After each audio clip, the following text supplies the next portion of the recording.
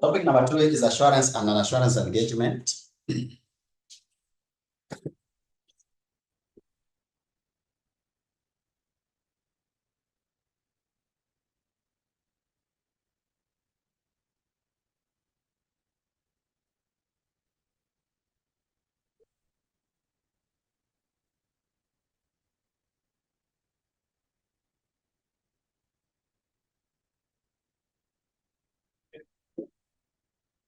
Assurance and assurance engagement, that is topic number 2.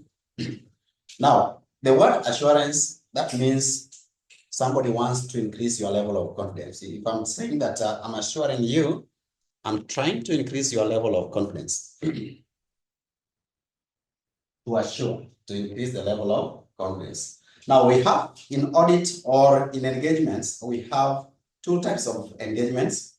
There is one that is called assurance, and then we have assurance. The assurance one is where the auditor or the practitioner needs to give a report that is intended to increase the level of confidence, to enhance the level of confidence. For example, if somebody is telling you that I can assure you I saw him, you become more comfortable and you believe in that. But if he's telling you that I'm not very sure, then even you start doubting. So therefore, the kind of report that you are expected to give in this kind of engagement is a report that is intended to increase the level of confidence of the user of that information. You become more confident on the report. Non-assurance, it is an engagement where the auditor is not expected to give a report that is intended to increase the level of confidence. Or in other words, the report that you can give in that particular engagement does not necessarily have to increase the level of confidence. The reports do not have to increase the level of confidence. So now, I want us now to look at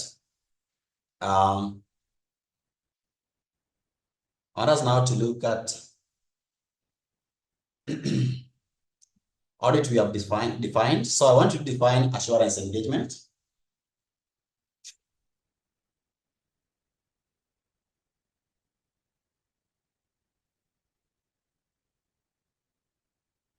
Say that assurance engagement is an engagement.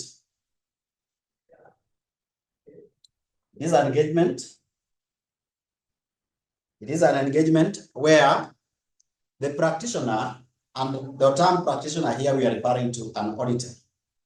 The practitioner expresses a conclusion. The practitioner expresses a conclusion designed to enhance the degree of confidence. It is where the practitioner expresses a conclusion designed to enhance the degree of confidence of the intended user. The degree of confidence of the intended user. It is an engagement where the practitioner expresses a conclusion designed or intended to increase or enhance the degree of confidence of the intended user. Degree of confidence of the intended user other than the responsible party on the outcome of the exercise or the report. So to make it simple, what I said earlier is a simpler explanation of this, where we are saying it is a report that is intended to give or to raise confidence on the users of the information. Why are we saying other than responsible party?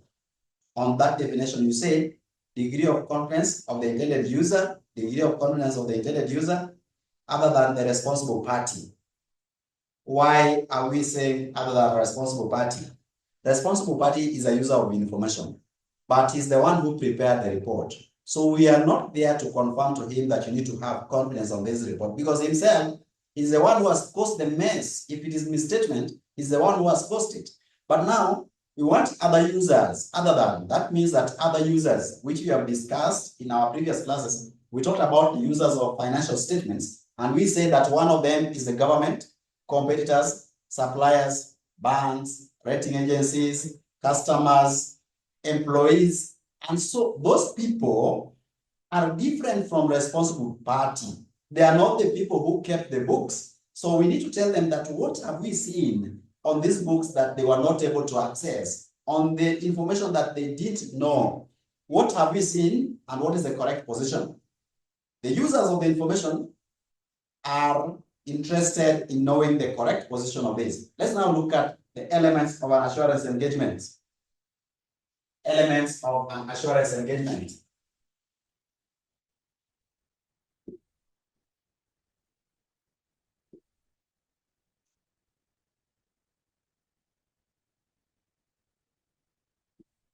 Elements of an assurance engagement.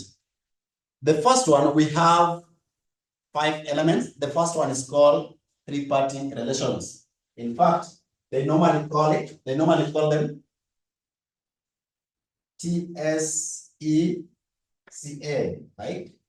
SECA. So the first one is three-party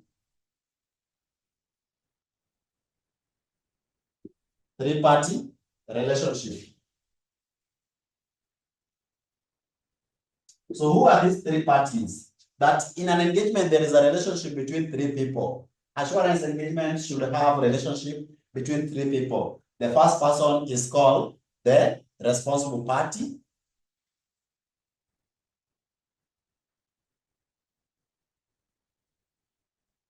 And who is this responsible party? He is the person who keeps the books. And in ordinary situations, this is the person in charge of bookkeeping, like management or accountant or the CEO, the person who keeps the books, who prepares the report, who prepares the books so that we can come and audit. He has to be involved. And so that's the person that we are calling responsible party in an audit or assurance engagement. You know, audit is an example of assurance engagement. We shall be able to look at examples. So assurance engagement, like an audit, where we need to, at the end of the day, explain the true position of the financial statements, we have to have the responsible party. The next one is the auditor himself. We call it practitioner. In this case, that is the auditor himself. That is the person who examines the books. So if you are told to explain, you can talk about three-party relations, then you explain this involves number 1, or this includes number 1, the responsible party, the auditor or practitioner, and then finally the user of information, the person who has sent us to go and audit, the person who requested that we go and audit is called user of the information. Users of the information. So we have those 3 people that needs to be there. In an assurance engagement, for example, in an assurance engagement, we might not necessarily have this. Because in an assurance engagement, we are not going to assure a third party. Like user here is a third party, is not part of the management. So we are not going to assure them. But in an assurance engagement, for example, we talk about bookkeeping. We are not going to tell the whole world how the books were kept, but we tell the whole world how the report looks like through advertisement. I'm sure you have seen the reports through AGM. You tell people how the report looks like, but we don't tell them how the books were kept through bookkeeping. We don't tell them about taxes through consultation. We don't tell them about management report. We only tell them about the audited account, the system report, the governance, the compliance. Those are assurance engagement. We need to tell people in the AGM. Now, they are also advertised through Gazette. You have seen such kind of information. The next element is called an appropriate subject matter. You can write for me that. An appropriate subject matter. An appropriate subject matter. That is number 2.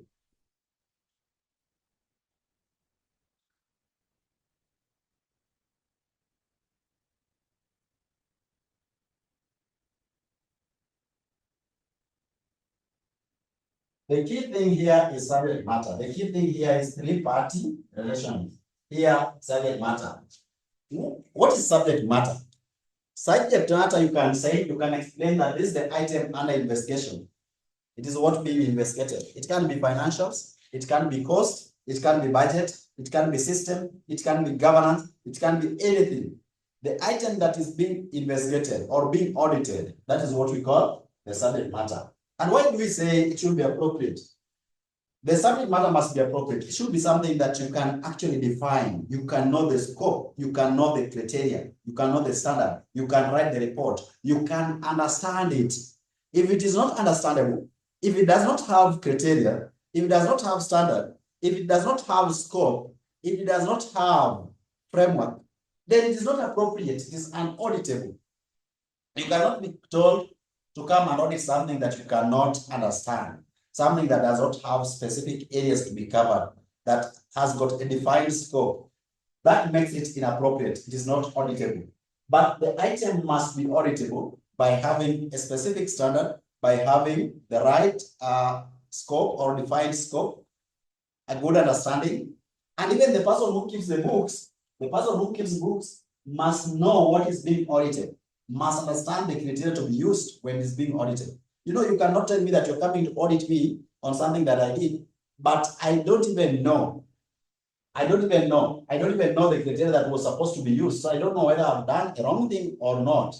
You must tell me, this is what you need to do, this is what you are going to do, and this is how it needs to be done. So that when you're coming to audit me, you compare what I ought to have done and what I've actually done. You compare the two. And on this, we say that we call it 𝐒𝐻. Right? So this one is a subject matter. This one is three-party, three, 𝐒𝐻. So, okay. So you know the subject matter now, item under investigation. Let's come to number three. Number three, sufficient appropriate evidence. Sufficient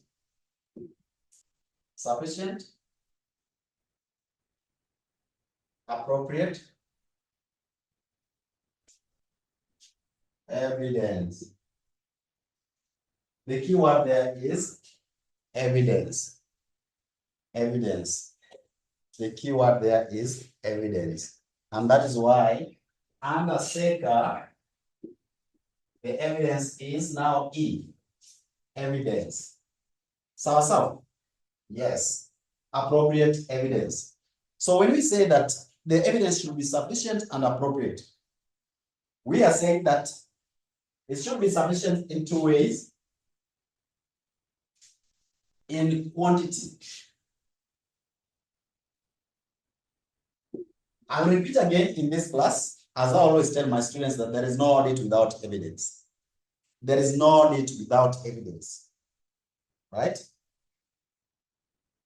You can't say that you have done an audit, but you can't provide evidence, and that you come up with a conclusion, but you can't support it.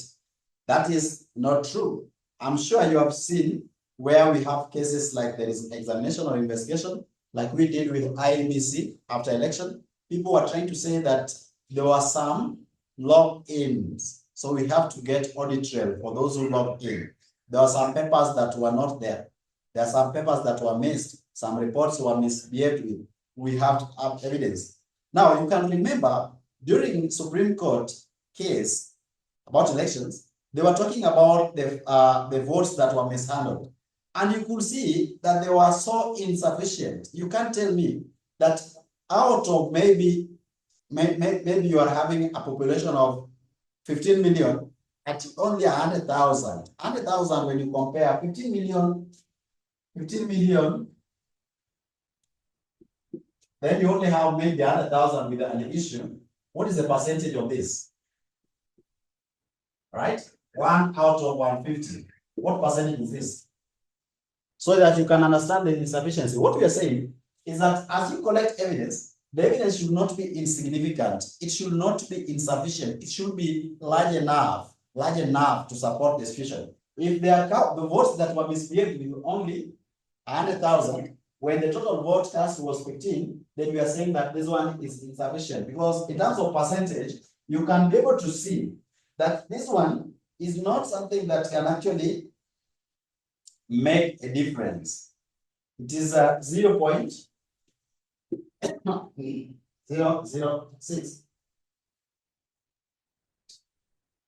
%. I think that you can confirm, but you can imagine that you've done voting, and only 0.001, not even 1%, 0.0067% ndio iko na shida. That is insignificant. I want you to look at it from a practical perspective. If you are an accountant and you have kept the books well, in the books or in the cash and bank, you have 1 million. You have 1 million shillings well kept, well recorded. But there was a misstatement by only maybe something like 5 bob. Some misstatement of 10 shillings missing. 10 shillings. This one cannot be accounted for. As an accountant, you cannot account for 10 shillings, but you can account for 1 million. If an auditor comes and starts having this as an evidence that the books are not okay, akili inafanya kweli, is it really okay? We are saying that this one is insignificant. It is insufficient. It is insufficient. So you need to have enough evidence. And of course, I've taught you how to collect the evidence through audit procedures. You inspect, you observe, you analyze, you compute, you inquire to get evidence. Those are the ways of collecting evidence. So we look at the amount in totality, and then we'll be able to look at that. Now, this brings me to something called materiality. When you are talking about sufficiency, you are looking at the materiality. Now, we have specific materiality and overall materiality. How material is the evidence materiality? You can write somewhere, just behind somewhere, what materiality means. We have overall materiality.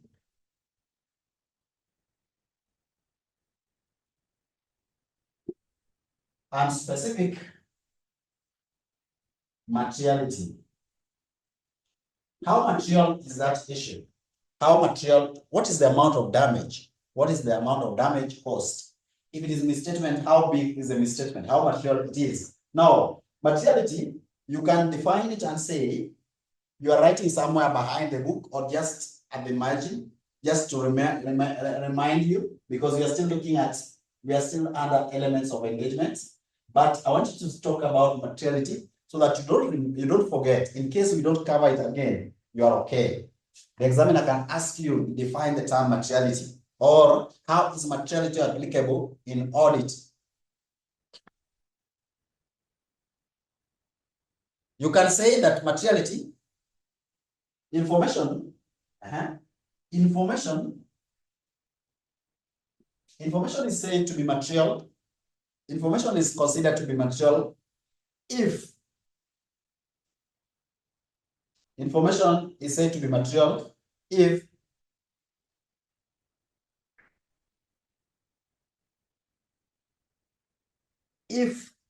its omission. Information is said to be material if its omission or addition influence the economic decision of the users.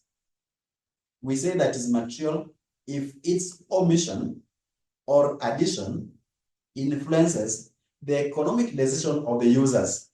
So what we are saying, if I am an investor, I want to invest somewhere, and I've gotten information that I didn't know, or there is an information that is lacking that I ought to have known. If that information that is missing or that has been added is not correct, and it can influence my decision now to invest or not to invest, then now it is material. I normally give you an example. If, for example, the financial statement that was reported say that the income statement has got a profit of 1 million, that is what has been given. But then, after investigation, we realized that actually what the management was saying, 1 million, is not true. The income is actually giving a profit. The profit for the year is actually 500,000. So there is an overstatement. According to the report, the income was overstated, or the profit was overstated by 50%, because this is the correct one, while this is what you are reporting. Alternatively, you are being told that you have 1 million cash in the account, but kumbe uko na 100,000 only. In that kind of situation, you can see that they have really lied to you. They have added it. They have given like twice.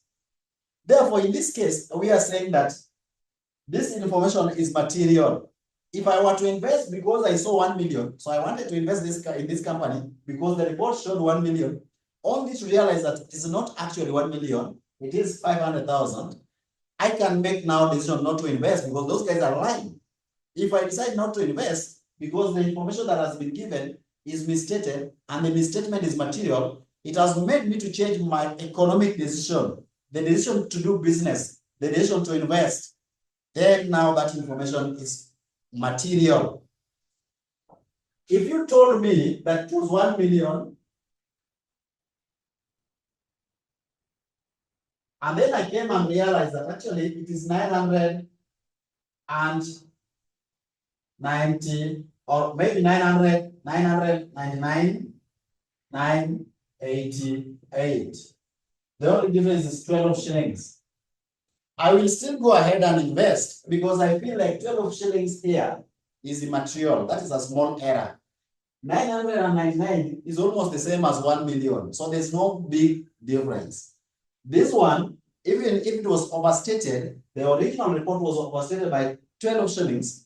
That information is insignificant. It is immaterial. It cannot make me change my mind that I doubt if the financial statements are okay. This one is insignificant. And according to audit, you cannot raise this in the report telling the board that there is a misstatement in the financial statement. You just ignore it because it is a risk that you can tell. And when I've been teaching you about audit risk, as I briefed you, the auditor needs to understand from his understanding that from my part, what is the risk level that I can take? What is my risk appetite? Up to what amount can I ignore? Can I appeal or assume that is insignificant? The auditor is the one who decides. So that when you're giving information, when you are giving a report, you don't say that the financial statement is materially misstated when actually it was insignificant difference. Kama umeaudit book zangu na umepata hii error na unasema sasa the entire book ni mbaya, unadanganya. As an auditor, we are saying that you are now being petty. Kwa sababu ya 12 shillings I can't steal, but 500 I can actually steal and buy some plot somewhere. So when we talk about materiality, we are trying to talk about the information being material if its misstatement, either addition or omission, can influence the decision of the financial decision of the users, then that is material. Now, we look at materiality in terms of overall materiality and specific materiality. If you are looking at the implication of one item in the overall financial statements, then that is now overall materiality. We are looking at the percentage in terms of the overall financial statements. I want now to look at this particular situation where we are having the assets. The assets are here, assets, and in the assets we have cash. Cash is actually something like 200,000. We have, let's say that we have another one is stock. We can have stock, which is like maybe 50,000. Then now we have the PPE, or we talk about receivable. Receivable is 500,000. Then we talk about the PPEs. PPEs can actually be 1 million. So my total asset base, which is now the total asset, is now the summation of this, and this looks like 1,750,000. That is the total asset base, 1,750,000. Now, on this 1,750,000, if information reaches us, or the information that is reaching me is saying that stock is overstated, the stock should actually be maybe something like 30, should be 30,000.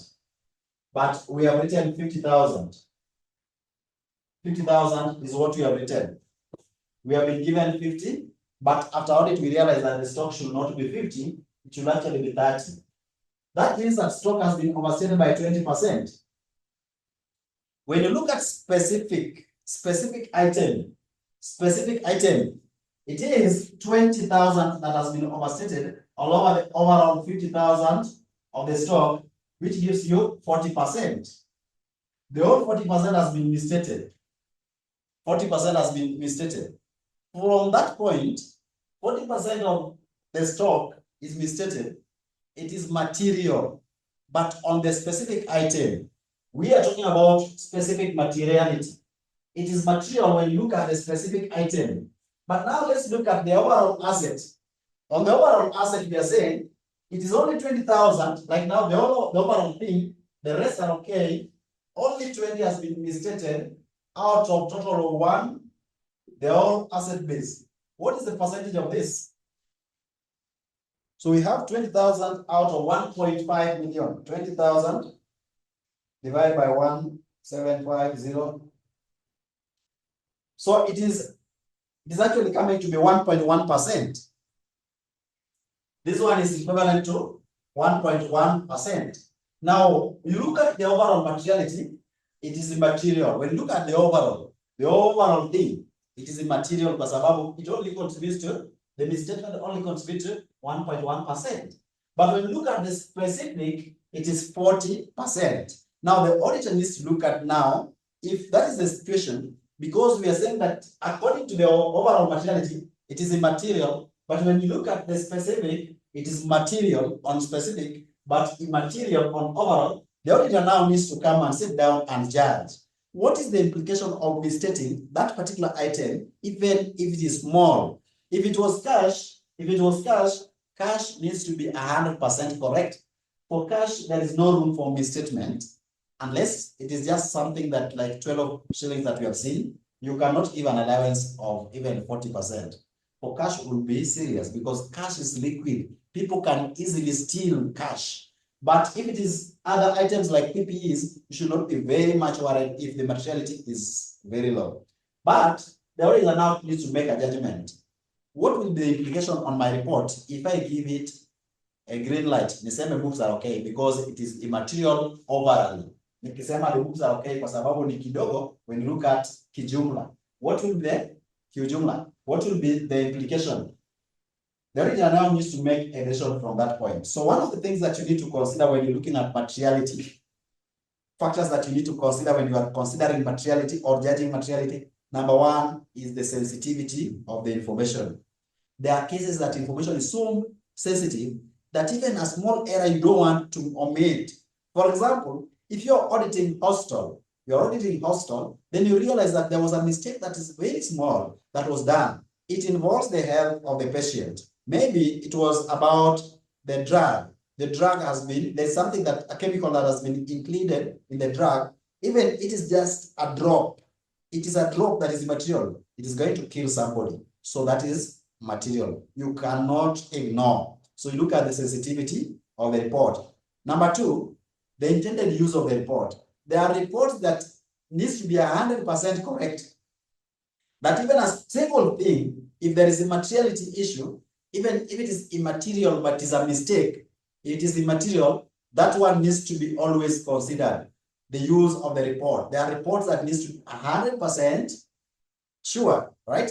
So again, you need to know the intended use of the report, right? Again, we need to look at now, you can also consider,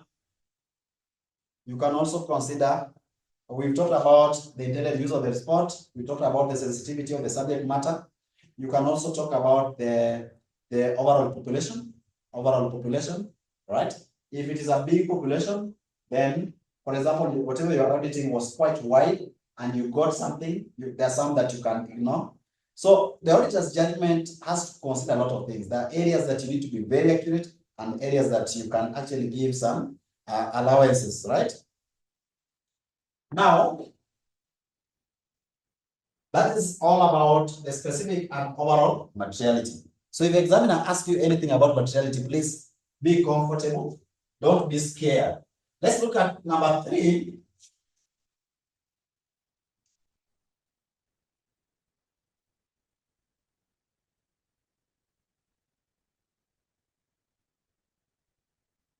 Number 3.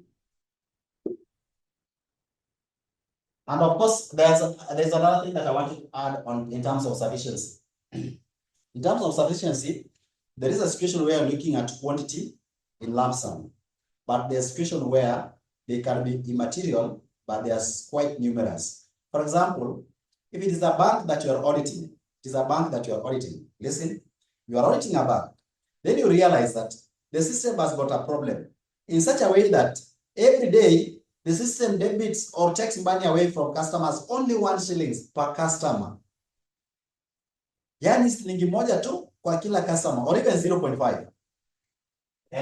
Unaona balance yako, saa zingine unaangalia balance yako unaona ni kubwa, kumbe system imechukua 0.5 shillings. How many customers do you think, for example, one of the largest banks in Kenya has? Can somebody tell me? How many customers do you think they have? The largest bank, like Equity, KCB, Co. How many customers do you think they have? Just prediction. For estimate, we are not going to have specific example, just for the class purposes demonstration. We are not trying to accuse any bank or predict anything. Can somebody tell me? What do you think? The largest bank in Kenya inaweza kuwa na customers wangapi? 5 million. Okay, so let's say 5 million. So kwa kila customer, system, IT guy, tuseme tuko na IT guy mkora, IT expert mkora, yeye ndiye anafanya kazi hapo. Na anatoa tu kwa siku, or even in a month, the old man, anatoa tu 0.5 shillings. You know, I won't realize yours. If you not even detect that 0.5 shillings has been deducted from your account. And there are 5 million customers. So kila mmoja ametoa hiyo. That is how much ametoa in a month. So that is 500,000. So 25.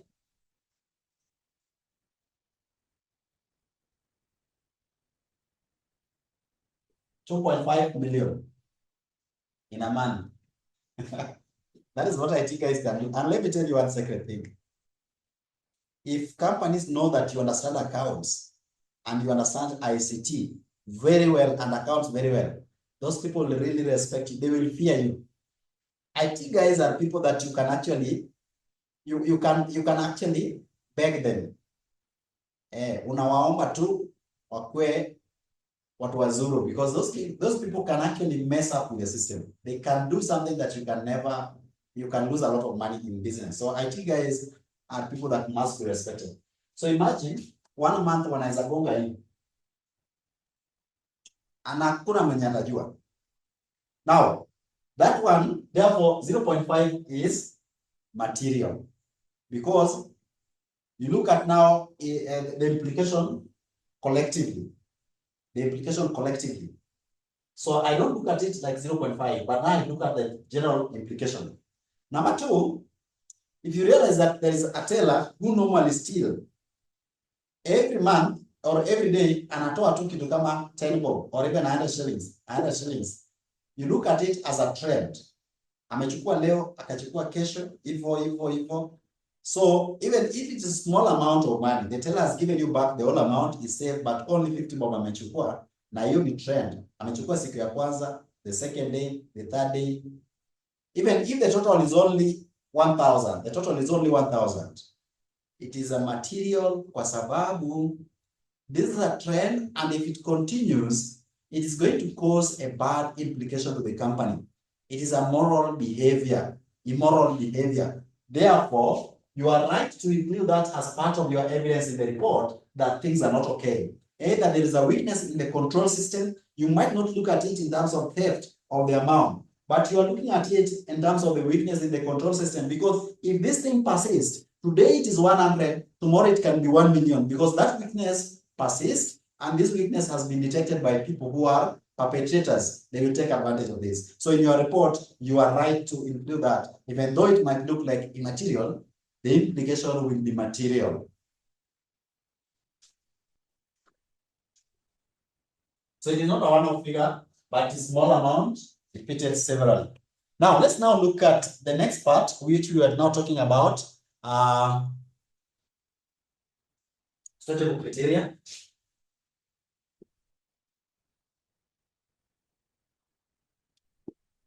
Criteria is basically the standard used. You say standard or benchmark. Standard or benchmark. If somebody is saying that, if you have made a mistake, how did he know or she know that is a mistake? Wakati mtu anakwambia hapo umekosa, anajuaje umekosa? It means that is comparing, he or she is comparing what you should have done and what you have actually done. Now that item that we're using as comparison, that is now what we are calling criteria, that which you are referring to. For example, in organization, we normally have HR policy. That is a standard or criteria. So when I'm auditing a HR department, I'll be able to look at the HR manual or policy, compare what is being practiced with what is on the ground, what needs to be done as per the provision and what is being practiced. If it is loans, for those who are working in circles or banks, we have credit policy or loan policy, credit policy. I'll be able to now look at how credit is being managed on the ground, the appraisal process, everything, and all the supporting documents, the collateral. I'll be able to look at each loan type and their characteristics and check whether it is being followed. That one that I'm looking at is the policy. I compare it with what is being done on the ground. That policy document becomes the criteria, the standard. Are we together? So we are saying that suitable criteria should be something that is understandable. Why do we say it is suitable?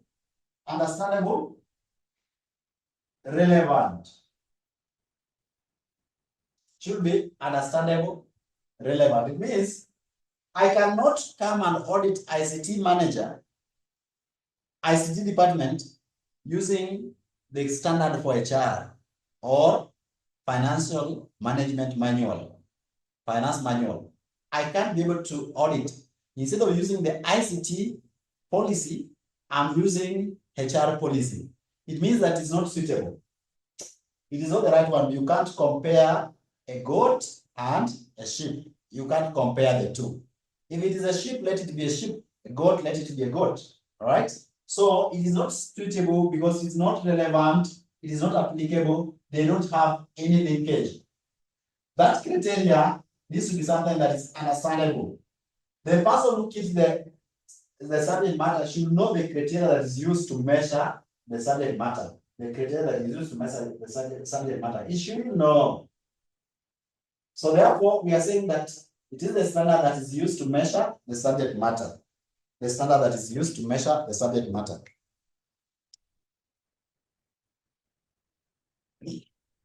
The last one is assurance report. So under my SECA, this one is the criteria. It is the criteria. C is the criteria under SECA. The last one is assurance report, number 5.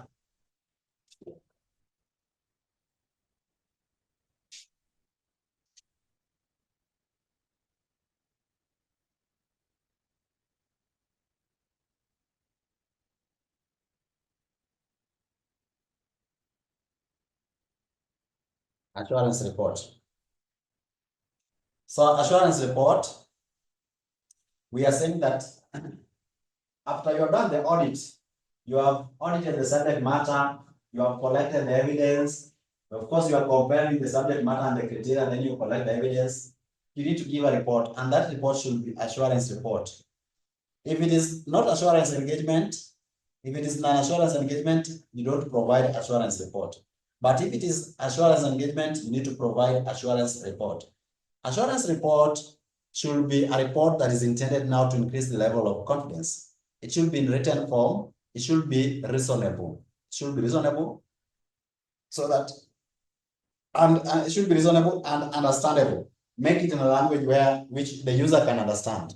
The report should be in a language which the user can actually understand.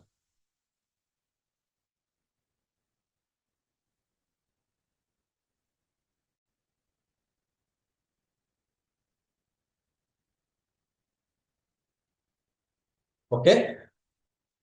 So let's now look at appropriate subject matter So we are done with this. Make a sub title, appropriate subject matter, or form of subject matter. The form of subject matter.